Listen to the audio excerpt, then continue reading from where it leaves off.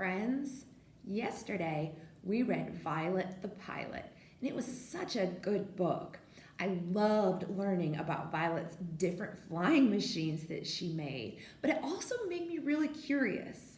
I had a question because Violet made all of these different vehicles that fly.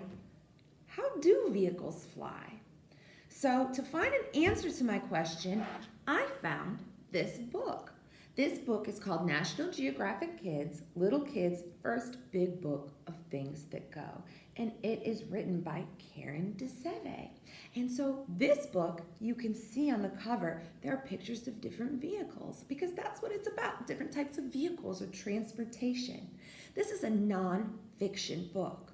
So all of the information in this book is real. It's facts about different types of vehicles. And I want to show you something. This is a really big book. There are so many pages. This was way too many pages for me to read the whole thing. So I found a special tool inside this book. This book has a table of contents.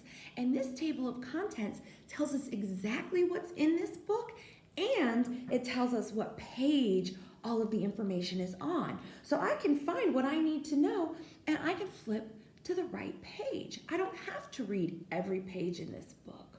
So I'm going to scan or read really quickly through the table of contents to find where the information I want to know about is in this book. And here I see that chapter 6 is called Up in the Air. Oh, and on page 102, it talks about flying machines. Well, that's exactly what I'm curious about. I want to know, how do these vehicles fly? And this is telling me about flying machines. So I'm going to turn to page 102 to learn more about flying machines. Here we go. Flying machines. Brothers Orville and Wilbur Wright were the first inventors to figure out how to make an airplane lift off from the ground on its own power and fly. It was on a windy day in 1903 at the beach in Kitty Hawk, North Carolina, USA. Oh goodness, so that was over 100 years ago. Powered by a lightweight engine, their plane, called Flyer, flew about the length of 2.5 American football fields in 1 minute. And look, this is what's great about these nonfiction books. They have pictures. And so here is a photograph from that very first flight. And there's a little caption here that tells us about this photograph. It says, Orville Wright piloted Flyer on its first successful flight. He lay flat on his belly on top of the lower wing to work the controls. So I can see him there lying on the plane working the controls. It's so cool that we can see a photograph of this. Try again. That's how people invent things. There were a lot of creative airplane designs in the early days. Some worked, some did not. And so in this book, they have different photographs and they have captions that tell me what those photographs are about. So here is a multiplane. Here is another multiplane. This one's interesting. It looks almost like a bicycle. It has bicycle wheels. And this is a collapsible glider. And look at that. It looks like he's just wearing a pair of wings.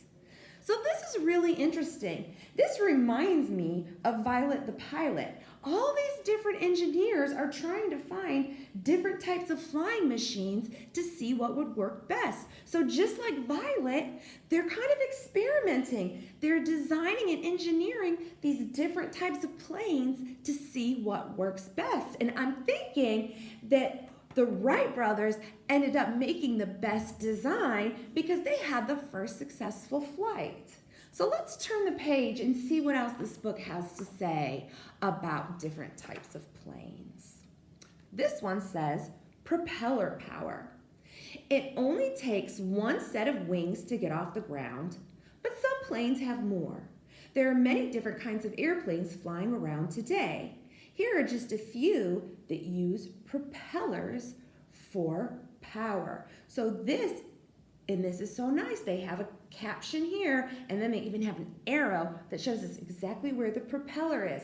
So the propeller is at the very front of the plane, and it spins around to help the plane fly.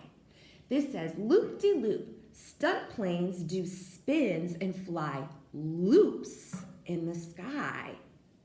A biplane has two sets of wings. The wing on top is a single wing that goes all the way across. So here's one on top, and then here are the wings at the side. Triplanes have three wings and can swoop and zip around in the sky. So look, the sky has 1, 2, 3 wings. This is a pontoon. It says seaplanes use propellers to get up enough speed to take off from the surface of the water.